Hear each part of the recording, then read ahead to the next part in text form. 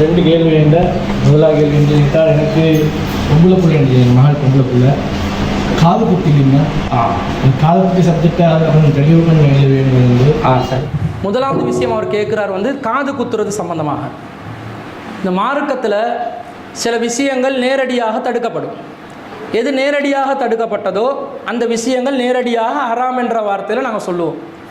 சில விஷயங்கள் இருக்கும் நேரடி கட்டளை இல்லாமல் பொது கட்டளையாக இருக்கும். தடுக்கப்பட்டிருக்கும் பொது கட்டளை பொதுவாக வந்திருக்கும். இப்போ உதாரணத்துக்கு லா துல்கு ஐதியக்கும் இலத்தஹலுகா, உங்களுடைய கரங்களை நாசத்தின் பால் நீட்டாதீர்கள் என்று குர்ஆன் வசனம் வருது. நாசத்தில் நீட்டக்கூடாதுன்னு வருது. நாசமான காரியத்துக்கு கையை பயன்படுத்தக்கூடாது, அதாவது நாசமான காரியங்களில் ஈடுபடக்கூடாதுன்னு அர்த்தம். இந்த வசனத்தை வச்சு பல சட்டம் எடுப்பாங்க. ஒன்று, தற்கொலை செஞ்சு கொள்ளக்கூடாது. முதலாவது நாசம் அது தானே. என் உயிரை நான் பறித்து கொள்வது, என் கையால் நடக்கிறது. தன்னை தற்கொலை செய்கிறது மட்டுமில்லை, அடுத்தவனை கொலை செய்கிறதோ, அடுத்தவனுக்கு தீங்கிழைக்கிறதோ, வீணான காரியமோ, இப்படி நாசமான எந்த காரியத்துக்கும் கையை போட்டுறாதீங்க என்ற அர்த்தம் இருக்குது. இன்னொரு அர்த்தம் இருக்குது, சிகரெட் குடிக்காதீங்கன்னு சொல்லுது. இது எப்படி சொல்லுது? நேரடியாக வசனம் வந்துச்சா சிகரெட் குடிக்க வேணான்னு வரலை, நாசத்துக்கு கையை போடாதீங்கன்னு வருது. கையை நீட்டாதீங்கன்னு சரியாக கையை நீட்டுவான் பாருங்க. சிகரெட் குடிப்பான் இப்படி விரலில் வச்சு தான் குடிப்பான். 5 விரல் 6வது விரலாக சிகரெட் இருக்கும். சரியாக கையை போடுறானா? கையை போடுறான். நீட்டாதீங்க நாசத்துக்கு. குடித்தா என்ன நடக்கும்? பெக்கெட்லேயே அடிச்சிருப்பான். Smoking causes cancer. பொய் தானே, பித்தலாட்டக்காரர்கள். சரியண்டா இவ்வளோ பொதுமக்கள் மேலே அக்கறை உள்ளவங்களா இருந்தால் டொபாக்கோ கம்பெனியை இழுத்து மூடிக்கணும். எல்லாம் ஏமாத்துறான். இப்படி தான் உலகமே போகுது. நடிப்புலையும் எல்லா வேஷத்துலையும் தான் உலகம் ஓடும். டொபாக்கோ கம்பெனிக்காரனை மூடாமல் சிகரெட்டில் ஸ்மோக்கிங் கோசஸ் கேன்சர். ஒருத்தர் வந்தார், ஒரு ஜனாதிபதி நம்ம நாட்டில், ரொம்ப எதிர்ப்பாக நின்று போதைப் பொருளுக்கு வஸ்துக்களுக்கு எதிராக செயல்பட்டார். அந்த ஆள் என்ன பண்ணி விட்டாருண்டா, பெக்கெட்டில் கேன்சர் வாயை போட்டுறணும் வேண்டாம். அவனாவது டொபாக்கோ கம்பெனி எடுத்து மூடுவானான்னு பார்த்தா சிகரெட் பெக்கெட்டில் கேன்சர் வந்த வாயிட்ட பொட்டோவை போட்டு விட்டான். இதுவாடா, இதெல்லாம் பார்த்து திருந்துற மக்களாக இருந்தால் நம்ம நாடு எப்போவோ முன்னேறி இருக்கும். இதெல்லாம் ஆகிற வேலை இல்லை, பொய்யான வேலை தான். ஆனால் என்ன சொல்லப்படுது? கண்டிப்பாக உனக்கு புற்றுநோய் வரும். அப்போ இந்த சிகரெட்டை குடிக்கும் போதே நாங்கள் புற்றுநோயை விரல மாட்டிக்கொள்கிற மாதிரி ஒரு வேலை, அது கூடாதுன்றதுக்கு இந்த வசனம் வரும். இந்த மாதிரி காது குத்தாதீங்கன்னு நேரடியாக குர்ஆனில் வரலை, காது குத்த வேணான்னு நேரடியாக ஹதீஸ்லையும் வரலை. ஆனால் அந்த கருத்தை வலுப்படுத்துகிற மாதிரி குர்ஆன் வசனங்கள் ஏராளமாக வருது, ஹதீஸுகள் ஏராளமாக வருது. எப்படி வருது? நான் ஏற்கனவே இப்லீஸ் சம்பந்தமாக ஒரு வசனம் சொன்னேன். அது சரியாக குர்ஆனில் 4வது அத்தியாயத்தில் 118 119வது வசனங்கள். அந்த வசனத்தில் இப்லீஸுக்கு அல்லாஹ் லானத் பண்ணுறான். லானஹுல்லாஹ், அல்லாஹ் அவனை சபித்து விட்டான். வகால, இப்லீஸ் சொன்னான், லா அத்தஹிதன்ன மின் இபாதிக நசீபம் மஃபுரூலா, உன்னுடைய அடியார்களில் ஒரு குறிப்பிட்ட சாராரை நான் பிடித்துக் கொள்வேன். வல உலில்லன்னஹும், அவர்களை நான் வழிகெடுப்பேன். வல உமன்னியன்னஹும், அவர்களுக்கு நான் ஆசை வார்த்தை சொல்வேன். வல ஆமுரன்னஹும், அவர்களுக்கு நான் கட்டளையிடுவேன். அல்லாஹ்வுடைய அடியார்கள் ஒரு சாராரை பிடிச்சு இப்லீஸ் என்ன செய்வானாம்? முதல்ல வழிகெடுப்பானாம். ஆசை வார்த்தை வழிகெடுக்கிற விதங்கள் வருது. இப்போ ஆசை வார்த்தை சொல்லுவானாம். வல ஆமுரன்னஹும், கட்டளையிடுவானாம். என்ன சொல்லி கட்டளையிடுவானாம்?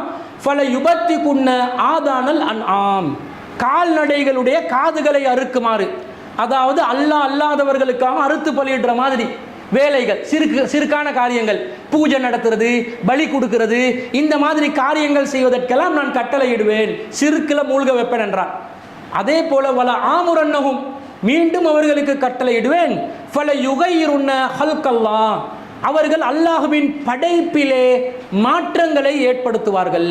அல்லாஹ்வுடைய படைப்பு இருக்குதே, அதை மாத்துறது ஷைத்தானுடைய செயலாக இருக்கிறது, அல்லாஹ்வின் சாபத்தை பெற்ற செயலாக இருக்கிறது சொல்லிட்டு அல்லாஹ் சொல்றான், வமை யத்தஹித ஷைத்தான வலியன் மின் தூனில்லாஹ், யார் அல்லாஹ்வை விட்டு ஷைத்தானை தன்னுடைய வலியாக ஆக்கிக் கொள்கிறார்களோ ஃபக்கத் ஹஸிர ஹுஸ்ரானன் முபீனா, அவர்கள் மிகப்பெரிய ஒரு நஷ்டத்தை அடைந்து விட்டார்கள் என்று அல்லாஹ் சொல்றான். இப்போ இந்த வசனத்தில் அல்லாஹ் என்ன சொல்றான்? பல யுகையிரன்ன ஹல்கல்லா, அல்லாஹ்வுடைய படைப்பிலே மாற்றங்களை ஏற்படுத்துவான் என்று சபதம் எடுக்கிறான். இப்போ பாருங்க, அல்லாஹ் தஆலா நம்மளை படைக்கும் போது ஆண்களாக இருந்தாலும் பெண்களாக இருந்தாலும் அழகான முறையில் அல்லாஹ் தஆலா படைச்சிருக்கிறானா இல்லையா? அழகான முறையில் அல்லாஹ் தஆலா அந்த படைப்பில் வடிவமைச்சிருக்கிறானா இல்லையா? எல்லாம் அழகான முறையில் அல்லாஹ் செஞ்சிருக்கிறான். அப்போ பெண்கள் அல்லாஹ் படைக்கிறான். இந்த பெண்களை வந்து அல்லாஹ் தஆலா இந்த காதில் ஏதாவது ஓட்டை போடுற மாதிரி ஒரு ஏற்பாடு எல்லாம் செஞ்சிருக்கிறானான்னு கேட்குறேன். ஆண்களுக்கு செஞ்சிருக்கிறானா? ஓட்டை போட வேண்டிய இடத்துக்கு எல்லாம் போட்டானா இல்லையா? இந்த மூக்கை வந்து சரியாக தானே எல்லாம் வச்சிருக்கிறான். மூக்கு பாருங்க சரியாக வந்து இப்படி ஷேப்பில் இருக்குது. இந்த மூக்கு உள்ள துண்டை மூக்கை வைக்காமல் ஃபுல் ஓட்டையாக வச்சுன்னு வைங்களேன். இப்போ ட்ரையாங்கிள் ஷேப்பில் ஒரு ஓட்டை இருக்குது, மூக்கு இல்லை. பேச போல எல்லாம் மூக்கால தான் பேசுவோம். அஸ்ஸலாமு அலைக்கும் வலைக்கும் சலாம் இப்படி தான் பேசல. மூக்கால பேசுகிறாக்களை பார்த்துக்கிறீங்களா? மூக்கு கொஞ்சம் அப்படி இப்படி சப்பையாக கிப்பையாக போச்சுட்டாலும் மூக்கால பேசுவாங்க. மூக்கே இல்லாமல் போச்சுட்டு வைங்களே, அந்த ஃபுல்லாக அந்த தலை எலும்பு ஓடு மட்டும் மண்டை ஓடு மட்டும் இருக்கிற மாதிரி ஒரு ஷேப்பில் இருந்தால் கிட்டக்கு யாராவது வருவானா? மலைக்கு சரி இப்படி வச்சிருந்தா அல்லாஹ் தஆலா அந்த மூக்கை ஓட்டையை கீழே வச்சிருக்கிறான். மேலே வச்சு விட்டுருந்தான்டா, மேலே இருக்குது இப்படி ஓட்டை, கீழே இருக்குது மூக்கு. மலைக்கு வெளியே போவேலுமா? மூக்குக்குள்ளே தண்ணி பெற்றும் சளி தானாக வந்துடும். மூக்கு கீழே ஓட்டை இருக்கும் போதே மலைக்கு வெளியே போவேலாது, சளி பிடிக்குது. மேலே ஓட்டை வச்சு விட்டா அங்கே வானத்திலேருந்து வார தண்ணியெல்லாம் மூக்குக்குள்ளால வந்து வாய்க்குள்ளால வந்து எல்லாரும் இந்த 2-3 கொஞ்சம் மழை பெஞ்சா போதும் 2-3 டேங்குக்கு தண்ணி குடிச்சு கொண்டு வெளியே அடிக்க வேண்டி வரும். என்ன அர்த்தம்? அல்லாஹ் தஆலா சொல்றான், அல்லதி லஹு முல்கு ஸமாவாத்தி வல் அர்லி, அல்லாஹ்க்கு தான் வானங்கள் ஆட்சியும் பூமியில் ஆட்சியும் இருக்குது. வலம் யத்தஹிது வலதன், எந்த ஒரு மகனையும் ஏற்படுத்திக் கொள்ளவில்லை. வலம் யக்குன் லஹு ஷரீக்கும் ஃபில் முல்கி, அதிகாரத்தில் அல்லாஹ் அவனுக்கு யாரையும் கூட்டு சேர்க்கவும் இல்லை. வஹலக குல்ல ஷைஇன், அனைத்தையும் அல்லாஹ் படைத்திருக்கிறான். ஃபகத்தரஹு தக்தீரா, எல்லாத்தையும் நிர்ணயித்து படைத்திருக்கிறான். எங்க எப்படி எது இருக்க வேண்டுமோ அங்க அப்படி அதுவே அல்லாஹ் தஆலா வச்சிருக்கிறான்.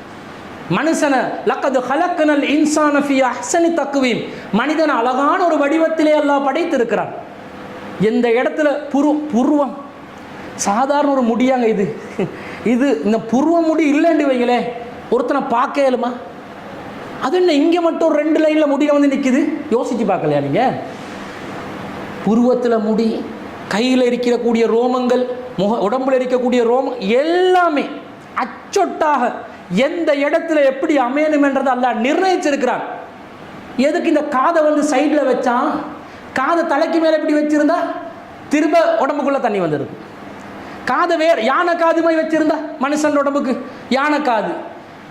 அப்போ காது குத்தேலுமா? எத்தனை காது குத்த வரும்? எல்லாத்தையும் அல்லாஹ் அளவு நிர்ணயம் செஞ்சு படைச்சிருக்கிறான் என்றா, இந்த காதில் சோனைகளை அல்லாஹ் தஆலா எப்படி வச்சிருக்கிறான்? அழகான ஒரு சதத்துண்டை வச்சிருக்கிறான். அதில் விஷயங்கள் இருக்குது. இதை ஓட்டையாக்குறதுக்கு யார் அதிகாரம் கொடுத்தான்? இதுதான் கேள்வி. பல யுகைரன்ன ஹல்கல்லா, அல்லாஹ்வுடைய படைப்பில் மாற்றம் செய்வதில் இது வருமா வராதா? வருது. நபிகள் நாயகம் ஸல்லல்லாஹு அலைஹி வஸல்லம் அவங்க சொல்கிறாங்க, பச்சை குத்த விடும் பெண்களும் யாரெல்லாம் பச்சை குத்திக் கொள்வார்களோ, பச்சை குத்துவதற்கு அனுமதிப்பார்களோ, யாரெல்லாம் புருவ முடியை அகற்றுவதற்கு அனுமதி கொடுப்பார்களோ, யாரெல்லாம் அல்லாஹ்வுடைய படைப்பிலே மாற்றங்களை ஏற்படுத்துவார்களோ அவர்களை அல்லாஹ் சபித்து விட்டான் என்று ரசூலா சொல்கிறாங்க. அல்லாஹ்வுடைய படைப்பில் இது மாற்றமா இல்லையா? கேளுங்க, ஏன் பொம்பளை பிள்ளைகள் காது குத்துறாங்கண்டு. காது குத்தாம விட்டா பொம்பளை பிள்ளை மாதிரியே இல்லை, பொம்பளை பிள்ளை மாதிரியே இல்லை. நீ யார் அதை சொல்ல? அல்லாஹ்க்கு தெரியாதா? ஆம்பளைய பொம்பளைய வித்தியாசமாக்கி படைச்ச அல்லாஹ்க்கு தெரியாதா? ஆம்பளைக்கு என்ன வைக்கணும் பொம்பளைக்கு என்ன வைக்கணும் என்று அல்லாஹ்க்கு தெரியாதா? ஆம்பளை பொம்பளைக்கு எத்தனையோ வித்தியாசம் இருக்குது. நாங்கள் தலைமுடி வளர்க்கலாங்க, பிரச்சனை தானே, எவ்வளோ நீட்டம் வேண்டாலும் வளர்க்கலாம். ஒரு ஆம்பளை இடுப்பு அளவுக்கு தலைமுடியை வச்சிருந்தா எப்படி இருக்கும்? சன்சில்க் ஹேர், அவனை எப்படி நினைப்போம்? இவன் நம்ம இனத்தை சேர்ந்தவன் மாதிரி இல்லையே சொல்லிடுவோமா இல்லையா? ஏன் சொல்லுவோம்? உனக்கு முடி இருந்தால் ஒரு அளவு, முடியை வளர்த்தாலும் அந்த தோல் புஜம் அளவுக்கு வர்றான். அதை விட தாண்டி போனால் ஒரு பொனிட்டேல கட்டி கொண்டு ஒரு ஆம்பளை போகிறான் ரோட்டில், நல்லா இருக்குது, ரசிப்போமா? ரசிக்க மாட்டோம். இதே ஒரு பொம்பளை வருது, இந்த மொட்டை அடித்து கொண்டு வந்து நிற்குது. ஆம்பளை மொட்டை அடித்தா பரவாயில்ல, பொம்பளை மொட்டை அடித்து கொண்டு வந்து முக்கத்து டோக்கியன்னு எப்படின்னு கேட்டால் இது பொம்பளையா பிசாசான்னு கேட்பான். பிசாஸ் இஸ்லாத்தில் இல்லை, ஒரு பேச்சு வழக்குக்கு சொன்னேன். குரல் இருக்கக்கூடிய நளினம், ஆம்பளை பேசும்போது ரஃப்பாக பேசுவான். நான் இப்போ உங்களுக்கு எளிய மார்க்க நடத்து அஸ்ஸலாமு அலைக்கும் வரஹ்மத்துல்லாஹி இப்படியாட்டா என்ன வயசெல்லாம் மாறுது, ஒரு மாதிரி ஆயிடாரு அப்படின்னு கேட்பீங்க. இதே ஒரு பொம்பளை வந்து அஸ்ஸலாமு அலைக்கும் இப்படியாண்டா, கல்யாண பேச்சுவார்த்தை நடத்துகிற டைமில் அஸ்ஸலாமு அலைக்கும் வாப்பான மாப்பிள்ளைய நல்லா பிடிச்சிருக்குது ஏண்டா, மாப்பிள்ளை உடனே ஓடிடுவான். இவளோட நான் வாழ்ந்தேன்டா என்கிட்ட ஸ்பீக்கரெல்லாம் அவுட் ஆகிரும்.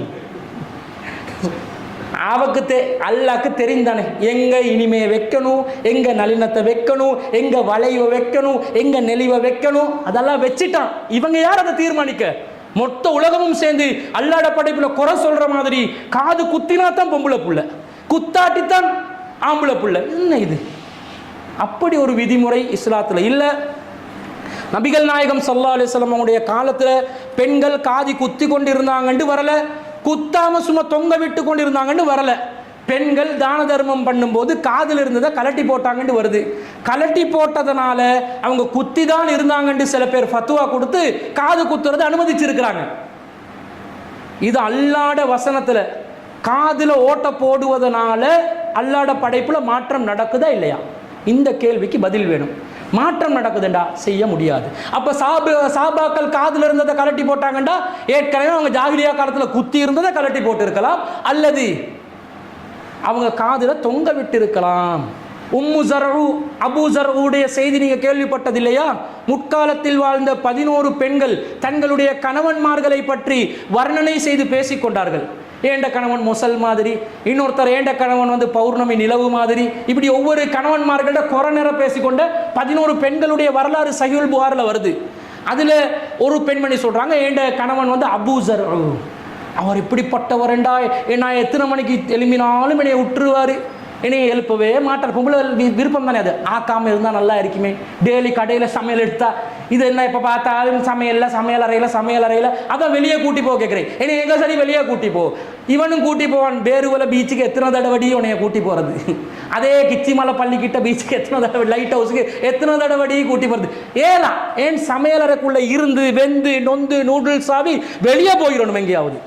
நீங்கள் கூட்டி போகலன்னு வைங்க, கிணத்துக்குள்ளே பாஞ்சிடுவோம் ஒரு நாளைக்கு. ஏன்னா அந்த இரிட்டேஷன். அப்போ இந்த சமையல் அறையில் அவங்க இருக்கிற மாதிரி அவர் சொல்கிறார், நான் என் கணவன் என்னை எழுப்ப மாட்டார், என்னைய அவருடைய மாமி நல்லம், என் மைனி நல்லம், யாரெல்லாம் பெண்களுக்கு தீங்கோ அவங்க எல்லாம் நல்லம் என்று அந்த பெண் சொல்கிறா. சொல்லிட்டு என் கணவன் என்னைய நகைகளை போட்டு அலங்காரம் செய்வாள். பொம்பளுக்கு பிடிச்ச ஒரு விஷயம், நகையை போட்டு தலையில் போயிட்டு நீங்கள் தலையில் ஒவ்வொரு முடிக்கு நகை போட்டு கொடுத்தாலும் பரவாயில்லண்டு வாழ்வாள். அப்போ நகை போட்டு என்னை அலங்காரம் செய்வாள், வெளியே காட்டுறதுக்கு இல்லை, அவக்கு காட்டி கொள்றதுக்காக. அதில் என்னுடைய நகைகளை என் மீது தொங்க விடுவார், குத்தி விடுவார் என்று வரல, தொங்க விடுவார். அப்போ முற்காலத்தில் இருந்த பழக்கத்தில் பிடிச்சா நகையை தொங்க வச்சு கொள்வாங்க. இப்போ தான் என்ன பண்ணிட்டான்டா, குத்திட்டான். சரி, காதை குத்துறதுக்கு அனுமதி கொடுத்தீங்கன்னு வைங்க, மூக்கை குத்துறாங்க, அலங்காரத்தை வெளிப்படுத்தும். மூக்கோட நிற்கிதா, இங்கே குத்துது, இங்கே குத்துது, புரியில் குத்துது, நாக்கில் குத்துது, உதட்டுல குத்துது, பல்லுலனாலும் குத்தி கொள்ள எலுமெண்டா. மாடுகளுக்கு அடையாளம் போட்ட மாதிரி எல்லா இடத்திலும் குத்து என்று குத்தி ஒன்று உலகத்தில் வாழுது ஒரு பொம்பளை உடம்பு முழுக்க குத்தி. அதுக்கு சாபத்தில் உச்சகட்டத்துக்கு போயிட்டு. அல்லாட படைப்புல மாற்றங்கள் அவசியம் இல்லாத காரியம், மாற்றம் செய்ய வேணாண்டாச்சு செய்யக்கூடாது. எனவே காது குத்துவதிலிருந்து நாங்கள் விடுபட வேண்டும், தவிர்த்து கொள்ள வேண்டும்.